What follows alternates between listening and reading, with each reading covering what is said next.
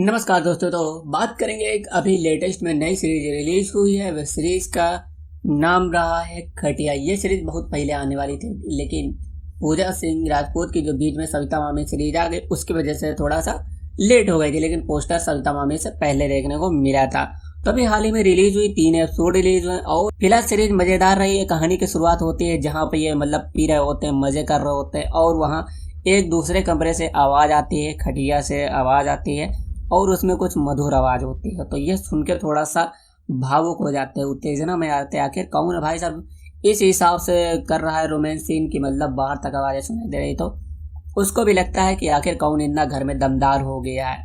तब फिर वहां पे सीन खत्म हो जाएगा। लेकिन जब ये अंदर जाके देखते हैं तो वहां कोई होता नहीं, चला गया होता है, पता नहीं कैसा क्या होता है। लेकिन दूसरे दिन ये सबसे पूछते हैं आखिर बताओ कौन है वो जो कल शाम को वहां पे गेम खेल रहा था। वो आवाजें बाहर तक सुनाई दे रही थी। अब कोई बताता है, लेकिन अब ये कह देते हैं कि जो भी वहां पे उस समय था वही मेरे घर का वारिस बनेगा। यानी संपत्ति हो गया, सब कुछ हो गया, वो इनको दे दिया जाएगा। तो उसमें अब देखने वाली बात रहेगी कि कौन बताता है कि कैसे क्या वहां पे हो रहा था और वो चीज कौन कर रहा था। इस हिसाब से अब सीरीज में देखने में मिलेगा। पहले आपको देखने को मिलने वाला है शिल्पा ठाकुर, फिर उसके बाद स्मिता पॉल, फिर उसके बाद आपको देखने को मिलेंगे मुस्कान अग्रवाल।